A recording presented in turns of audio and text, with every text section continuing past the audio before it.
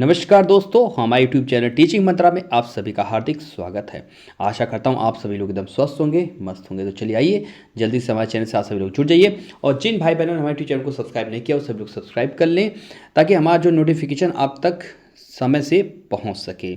और जाने से पहले जो है आप सभी लोग एक लाइक और एक शेयर कर दें, क्योंकि आपके एक लाइक से जो है मोटिवेट होते हैं, तो जिसके कारण हम लोग और जो है और ज़्यादा प्रयास करते हैं ताकि आपको अच्छे से अच्छे प्रश्नों की जो है श्रृंखला को हम उपलब्ध कराएं। अगर आपको किसी अन्य विषय की तैयारी अगर करनी है, किसी टाइप का किसी भी अन्य परीक्षाओं की अगर तैयारी करनी है, तो आप कमेंट बॉक्स में हमें ज़रूर बताइए, तो हम उससे जो है रिलेटेड जो है उसके सिलेबस के अनुसार जो है अलग क्लासेस आपकी लेकर के आएंगे। तो चलिए आइए समय को ध्यान में रखते हुए प्रश्न नंबर 1 की ओर चलते हैं। प्रश्न नंबर 1 स्क्रीन पर आ चुका है। प्रश्न नंबर 1 है, इसका कमेंट बॉक्स में इसका आंसर जरूर दीजिएगा। भारतीय पंचवर्षीय योजनाओं का प्रमुख उद्देश्य बताइए क्या? धन या आय का समान वितरण। और बी कहता है स्वावलंबन एवं विदेशी सहायता पर निर्भरता कम करना। और सी कहता है पिछड़ी जातियों का विकास। और ऑप्शन डी कहता है निजी क्षेत्र की बढ़ती भूमिका। तो क्या राइट आंसर है? तो जो भारत की जो पंचवर्षीय योजना का प्रमुख उद्देश्य ये था कि स्वावलंबन एवं विदेशी जो सहायता पर निर्भरता को कम करना था। ठीक है, तो option B is right option. चलते हैं प्रश्न नंबर 2।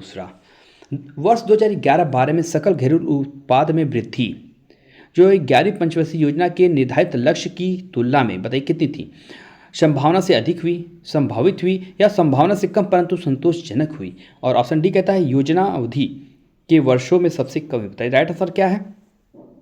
तो आपका राइट आंसर है ऑप्शन नंबर सी, संभावना से कम परंतु जो है संतोषजनक हुई थी। ठीक है, क्योंकि जो आपकी जो 11वीं पंचवर्षीय योजना है ये 2007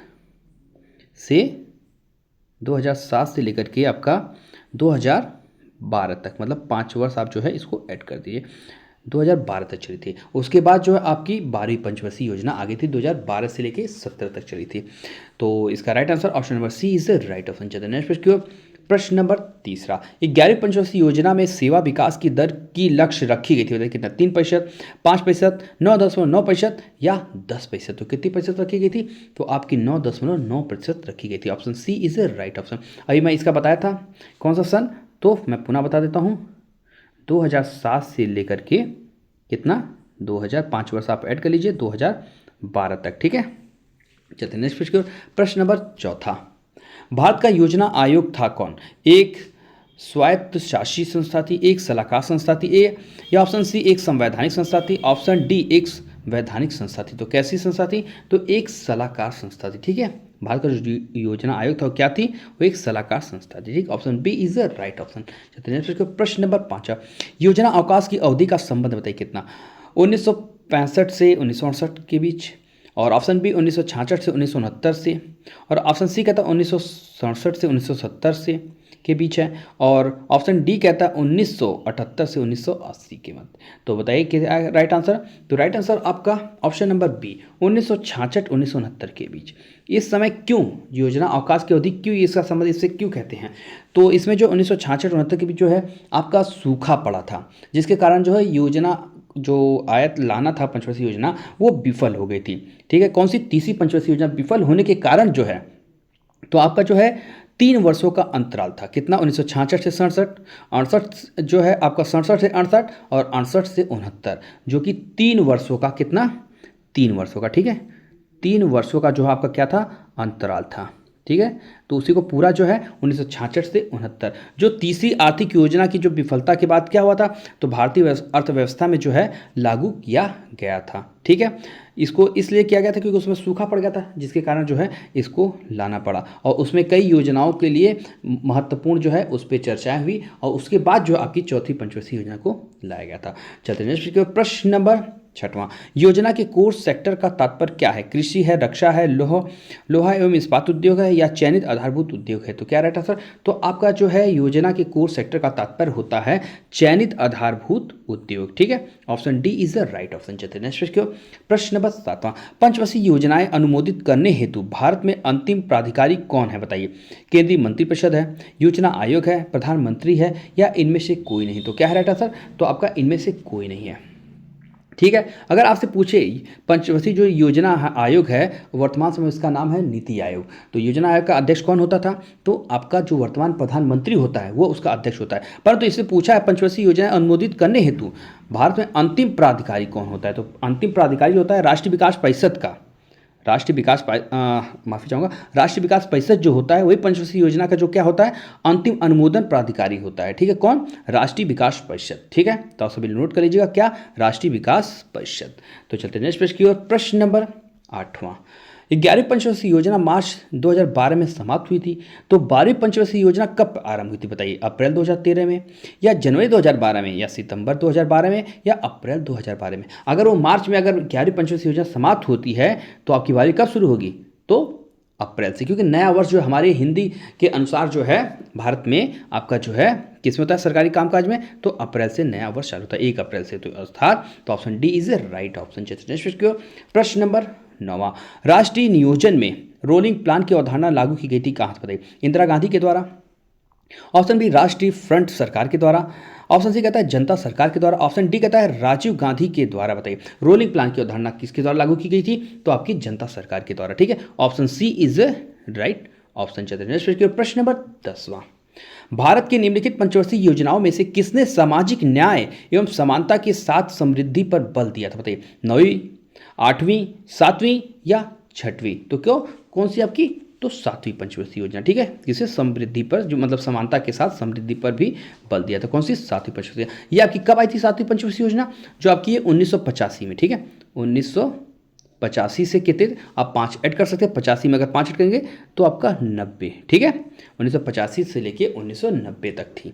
ठीक है, तो आप सभी नोट कर चुके हैं, इसका right answer option number C से राइट ऑप्शन। प्रश्न नंबर 11, निम्न में से कौन सी आम की किस्म दशहरी एवं नीलम के क्रॉस से विकसित की गई है? बताइए, अल्फांसो है, या आम्रपाली है, या चौसा है आपका, या मलिका है? तो क्या है आपका, कौन सी जो आम की किस्म है, मतलब दशहरी एवं नीलम की क्रॉस लेंथ से विकसित किया गया है, कौन सी है? तो आपकी आम्रपाली है। ठीक है, option B is a right option. चलते नेक्स्ट प्रश्न नंबर 12वां, किस राज्य में केले का अधिकतम उत्पादन 2020-21 के तहत पूछा है होता है? बताइए, किस राज्य में केले का अधिकतम उत्पादन होता है? बताइए, आंध्र प्रदेश, महाराष्ट्र, उत्तर प्रदेश या बिहार? तो आपके आंध्र प्रदेश में। ठीक है, किस वर्ष में? आपका 2020 और 21 के। ठीक है, तो कौन सा राज्य सबसे सर्वाधिक उत्पादन किया था केले का? तो आपका Andhra Pradesh. Option A is the right option. प्रश्न नंबर 13, भारत के निम्नलिखित राज्यों में से किसमें वर्ष 2020-21 में आलू का सर्वाधिक उत्पादन हुआ था? बताइए, ये भी आपका 2020-21 का पूछ रहा है, आलू का उत्पादन जो है सर्वाधिक उत्पादन करने वाला राज्य कौन था? बताइए उस वर्ष। उत्तर प्रदेश था, या पश्चिम बंगाल, या बिहार, या मध्य प्रदेश? तो आपका कौन था? तो उत्तर प्रदेश। ठीक है, कौन सा? तो आपका उत्तर प्रदेश। तो बताइए आलू अनुसंधान केंद्र कहाँ पे है आपका? तो शिमला में है। ठीक है, कहाँ पे? शिमला में। चलते नेक्स्ट की ओर। प्रश्न नंबर 14वां, संकर धान की खेती सर्वाधिक लोकप्रिय बताइए कहाँ? जापान में, चीन में, या कोरिया में, या भारत में? तो कहाँ है आपका राइट आंसर? तो चीन में। ठीक है, कौन से संकर धान की खेती सर्वाधिक लोकप्रिय? आपके चीन देश में है। ठीक है, option B is the right option. चलते नेक्स्ट के प्रश्न नंबर 15वां, राजस्थान निम्न फसलों में से किस एक के जो है मुख्य उत्पादकों में से एक है? ठीक है, मतलब उसका जो है मुख्य उत्पादक है। ठीक है, गेहूं में, गन्ना में, बाजरा में, या नारियल में? तो किसमें? आपका सभी लोग जान गए होंगे किसमें? बाजरा में। ठीक है, option C is right option. प्रश्न नंबर 16वां, पूसा बोल्ड एक प्रजाति बताइए किसकी? गेहूं की है, सरसों की, चना की, या मूंगफली की? तो किसकी है?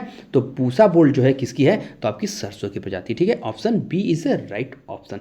प्रश्न की ओर। प्रश्न नंबर 17वां, गेहूं में बौनेपन का जीन है बताइए कौन है?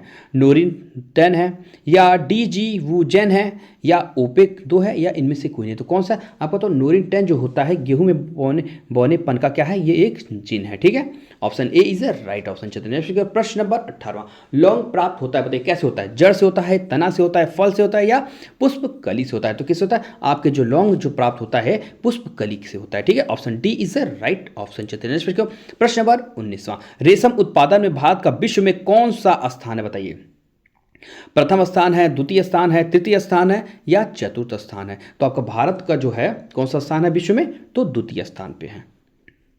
अगर प्रथम स्थान पे पूछे कौन है तो आपका चीन है। ठीक है, कौन? चीन।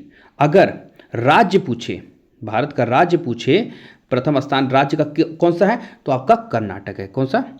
कर्नाटक। ठीक है, आपका कर्नाटक है। ठीक है, तो चलते हैं नेक्स्ट प्रश्न की ओर। इसका right answer option number B is the right option. चलते हैं नेक्स्ट प्रश्न की ओर। प्रश्न नंबर 20वां, मूंगफली के क्षेत्रांतर्गत जो है कम परंतु प्रति हेक्टेयर बहुत अधिक उत्पादन वाला राज्य बताइए कौन सा है भारत का। उत्तर प्रदेश है, राजस्थान, पंजाब या छत्तीसगढ़। तो कौन है आपका, तो राजस्थान है। ठीक है, option B is the right option. चलते नेक्स्ट की ओर। प्रश्न नंबर 21, मंजरी पुष्पक्रम से विकसित होने वाला फल है बताइए, साइकोनस या सोरोसिस या लेमेंटम या फली। तो क्या रहता है, तो सोरोसिस। ठीक है, option B is the right option. क्या मंजरी जो है पुष्पक्रम से विकसित होने वाला फल जो है किसका है, तो सोरोसिस का। ठीक है, option B is the right option. चलते नेक्स्ट का प्रश्न नंबर 22, जब फल भित्ति बीजावरण से जुड़ी रहती है तथा फल में केवल एक बीज हो तब उसे कहते क्या कहते हैं, नट कहते हैं या फॉलिकल कहते हैं या कैरियाप्सिस कहते हैं या अस्टी फल कहा जाता है। तो क्या उसे कहा जाता है, तो कैरियाप्सिस कहा जाता है। ठीक है,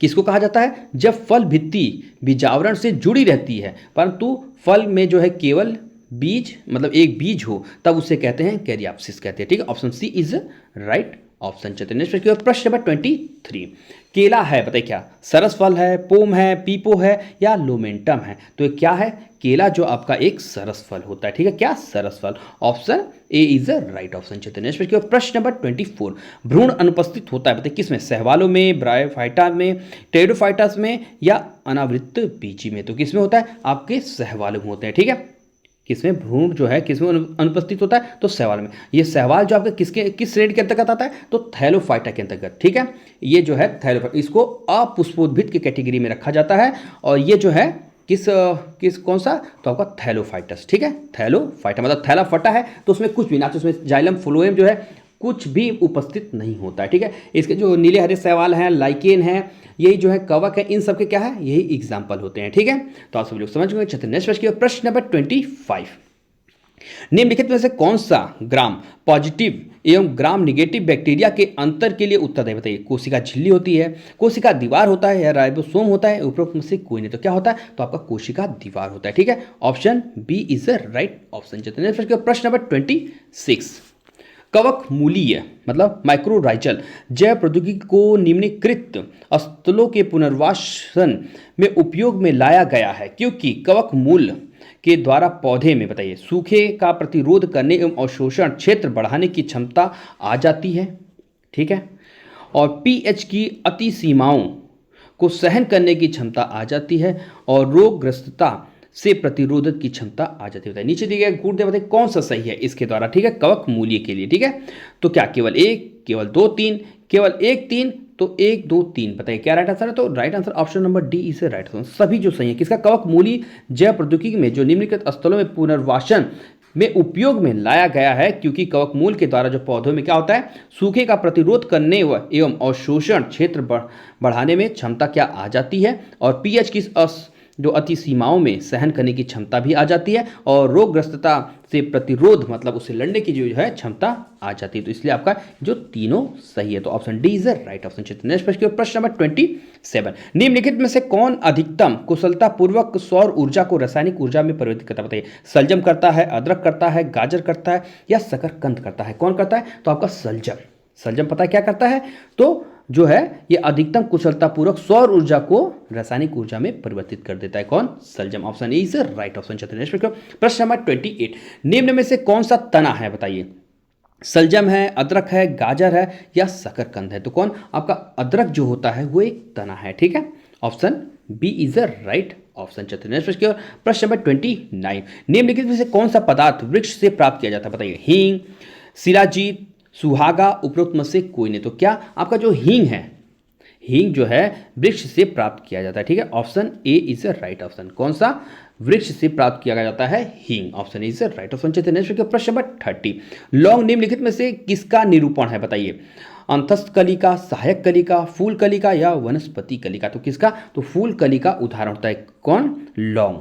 ठीक है, लौंग जो है किसका निरूपण है, तो आपका फूल कली का। जल्दी नेक्स्ट प्रश्न नंबर 31, निम्नलिखित में कौन सा सॉफ्टवेयर है बताइए। ट्रांजिस्टर है, इंटीग्रेटेड सर्किट है या कंपाइलर है या आंकड़े प्रविष्ट की युक्ति है। तो क्या है राइट आंसर, तो आपसे पूछा सॉफ्टवेयर कौन है, तो सॉफ्टवेयर आपका जो है कंपाइलर है। ठीक है, option C is the right option क्योंकि कंपाइलर जो होता है ये एक सॉफ्टवेयर होता है। जल्दी नेक्स्ट की ओर। प्रश्न नंबर 32, इनमें से कौन सा उद्योग चुंबकीय स्याही गुण पहचान मतलब MICR का प्राथमिक प्रयोग करता है? ठीक है, तो MICR का फुल फॉर्म क्या होता है? इसका फुल फॉर्म होता है, ये आपका हिंदी में है, क्या है? चुंबकीय स्याही गुण पहचान। इसको कहते हैं मैग्नेटिक इंक, क्या कहते हैं? Magnetic ink character recognition. ठीक है, रिकॉग्निशन कहा जाता है। ठीक है, क्या कहा जाता है? मैं इसको पुनः बताता हूं, मैग्नेटिक इंक कैरेक्टर रिकॉग्निशन कहा जाता है। ठीक है, इसको कब विकसित किया गया था? तो इसको आपके 1980 में जो है आपको इसके जो है विकसित किया गया था। किसके द्वारा? तो भारतीय रिजर्व बैंक ने जो है सुरक्षित और प्रभावी भुगतान के लिए, ठीक है, इसको क्या किया था? 9 अंक में, ठीक है, 9 अंकीय, क्या? 9 अंकीय। ठीक है, आप इसको नोट कर लिया, अगर कभी कभी प्रश्न जो है इसके बारे में पूछता है तो 9 अंकी कोड को पेश किया था। ये एक कोड होता है, ठीक है, पेश किया था। ठीक है, तो इसमें पूछा था प्राथमिक प्रयोगकर्ता कौन था, तो मैं भी आपसे बता दिया इसका आंसर क्या है, तो बैंक के द्वारा। ठीक है, option A is right option. किस बैंक के द्वारा? तो भारतीय स्टेट बैंक, तो भारतीय रिजर्व बैंक। ठीक है, तो आरबीआई के द्वारा। चलते हैं नेक्स्ट प्रश्न नंबर 33, निम्नलिखित कथनों पर आप विचार कीजिए। मॉडेम एक हार्डवेयर युक्ति है। मॉडेम क्या है? अगर आपसे पूछे मॉडेम क्या है, तो मॉडेम एक जो है एक हार्डवेयर युक्ति है। इसको अलग से जो है इसको यूज़ किया जाता है किसके लिए? तो इंटरनेट कनेक्शन के लिए जो है इसमें एक सिम लगाया जाता है मॉडेम में, उसके द्वारा जो है नेट को कनेक्ट किया जाता है पीसी से। ठीक है, जिसमें टेलीफोन लाइन तथा कंप्यूटर इक्विपमेंट अंतरा पृष्ठ होते हैं। ठीक है, कंप्यूटर में शब्द की लंबाई किस में मापी जाती है? अगर आपसे पूछे कंप्यूटर की जो है शब्द की लंबाई किस में नापी जाती है, तो बिट्स में नापी जाती है। किसमें? आपके बिट्स में नापी जाती है। और माइक्रोसॉफ्ट वर्ड एप्लीकेशन सॉफ्टवेयर का उदाहरण है। अगर आपसे पूछे वर्ड एप्लीकेशन सॉफ्टवेयर का उदाहरण कौन सा है, तो माइक्रोसॉफ्ट है। कौन सा? आपका माइक्रोसॉफ्ट है। कंप्यूटर वायरस क्या होता है? कंप्यूटर वायरस जो है एक सॉफ्टवेयर प्रोग्राम है। ठीक है, अगर आपसे पूछे कंप्यूटर वायरस क्या है, तो ये क्या होता है? तो एक सॉफ्टवेयर प्रोग्राम होता है। ठीक है, MS डॉस का सर्वप्रथम विमोचन किस सन में किया गया था? तो आपके 1981 में। किस सन में? 1981 में। और ब्लॉग शब्द मतलब वेब ब्लॉग जो है दो शब्दों का क्या होता है? संयोजन होता है। अगर ब्लॉग शब्द अगर आपसे पूछे कितने शब्दों का संयोजन है, तो 2 शब्दों का। कौन सा? वेब और लॉग। ठीक है, और सिग्नल की शक्ति मतलब स्ट्रेंथ कम किए बिना नेटवर्क की लंबाई बढ़ाने के लिए किसका उपयोग किया जाता है? तो रिपीटर का। किसका? रिपीटर का उपयोग किया जाता है। ठीक है, मतलब सिग्नल की शक्ति जो है स्ट्रेंथ कम किए बिना उसका जो नेटवर्क की लंबाई बढ़ाने के लिए किस चीज़ का उपयोग किया जाता है? तो आपके रिपीटर का प्रयोग किया जाता है। ठीक है, आप सभी लोग समझ गए होंगे, इसके साथ ले चुके हैं। चलते हैं नेक्स्ट प्रश्न नंबर 34, स्मृति में आंकड़ों की स्थिति को विशेष रूप से व्यक्त करने का साधन क्या? संग्राहक है, पता है, LDA है या रैम है? तो क्या है? तो आपका पता होता है। ठीक है, option B is the right option. चलिए प्रश्न नंबर 35, सूचना प्रौद्योगिकी की शताब्दी जिसे उपयोगकर्ता के ईमेल का पता ज्ञात करने के लिए प्रयुक्त करते हैं वह है क्या है? लॉगिन है, पासवर्ड है, फिंगर है या आर्ची है? तो सभी लोग जानेंगे क्या होगा, तो आपका फिंगर होगा। ठीक है, option C is the right option. चलिए प्रश्न नंबर 36, वीडियो मेल में हम क्या भेज सकते हैं? बताइए, ग्राफिक्स भेज सकते हैं, वीडियो क्लिप्स भेज सकते हैं, वीडियो मैसेज भेज सकते हैं या सभी भेज सकते हैं? क्या? तो हम लोग जो है वीडियो मेल में जो है सभी कुछ भेज सकते हैं। ठीक है, option D is the right option. चलिए प्रश्न नंबर 37, ईरान के कंप्यूटरों में पकड़ा गया स्टक्सनेट मतलब वर्म कृमि है क्या है? इंटरनेट कार्य को गति प्रदान करने का एक हार्डवेयर है। ऑप्शन बी कहता है नाभिकीय सेंट्रीफ्यूजों को नष्ट करने का एक द्वेषपूर्ण प्रोग्राम है। और ऑप्शन सी कहता है हैकिंग को अप्रभावी बनाने का एक सॉफ्टवेयर है। और डी कहता है BPO का कार्य लेने की एक विधि है। तो क्या है ये? तो जो ईरान के कंप्यूटरों में पकड़ा गया स्टक्सनेट वर्म क्या है? तो ये नाभिकीय से जो है सेंट्रीफ्यूजों को नष्ट करने का एक द्वेषपूर्ण प्रोग्राम होता है। ठीक है, option B is right option. चलिए प्रश्न नंबर 38, कमांड्स को ले जाने की प्रक्रिया है क्या?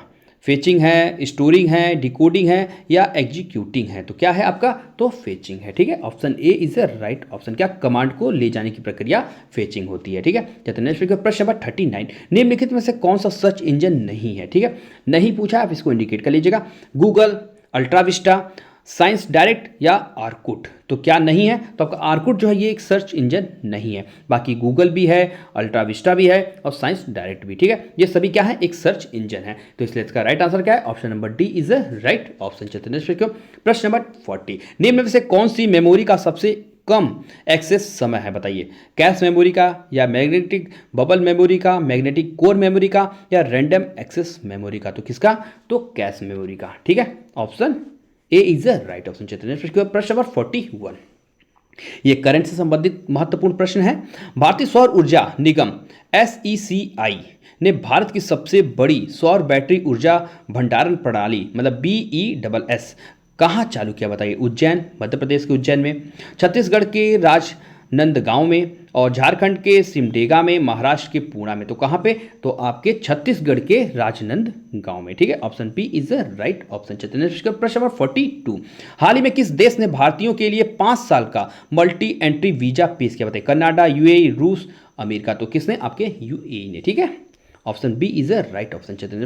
प्रश्न नंबर 43, हाल ही में किस भौतिक विज्ञानी को GD बिरला पुरस्कार 2023 से सम्मानित किया गया है, ठीक है, बताइए। अदिति सेन डे, प्रोफेसर विजय जुल्का, और नीति डे, अमिताभ मिश्रा? तो किसे, तो आपका अदिति सेन डे को, ठीक, option A is the right option. कौन सा इनको अवार्ड दिया गया, ये भौतिकी वैज्ञानिक है, इनको GD बिरला पुरस्कार 2023 से सम्मानित किया गया, ठीक, option A is the right option.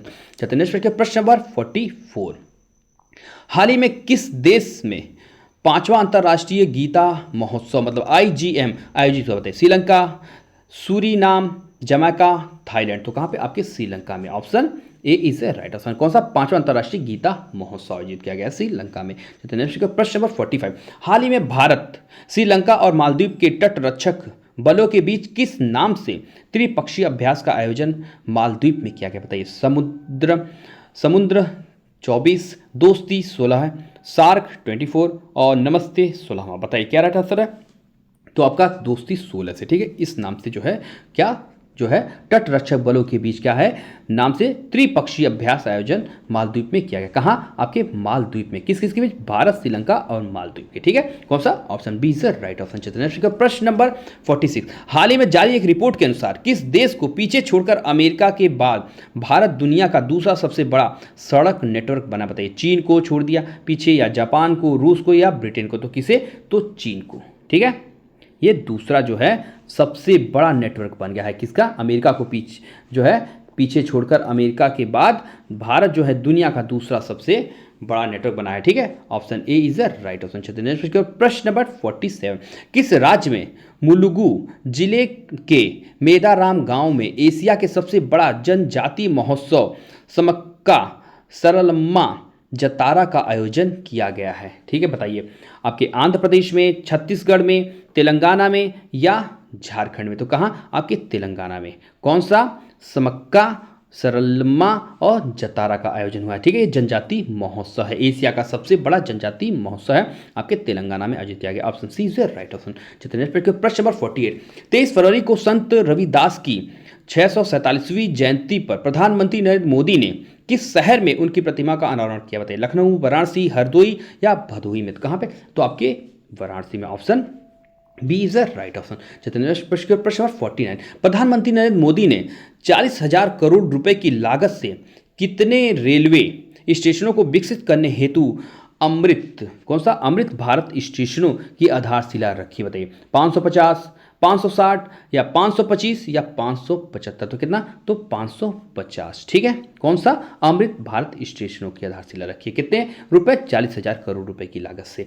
चतुर्थ प्रश्न की ओर, प्रश्न नंबर 50वां मतलब 50, तो हमारे वीडियो की लास्ट प्रश्न है। भारतीय क्रिकेट की पहली महिला पिच क्यूरेटर कौन बनी, बताइए। सरला संगमा बनी है, जयसिंथा कल्याण बनी है, और जैनित हंसदा बनी है, चैतन्या चटर्जी बनी है। कौन बनी है, तो जयसिंथा कल्याण बनी, option B is the right option. क्या जो है भारतीय क्रिकेट की पहली महिला पिच क्यूरेटर बनी है, कौन, ये Jayasintha Kalyan, option B is the right option. तो हमारे 50 प्रश्नों की श्रृंखला यहीं पे समाप्त होती है। आशा करता हूँ आप सभी को हमारी वीडियो काफ़ी पसंद आई होगी।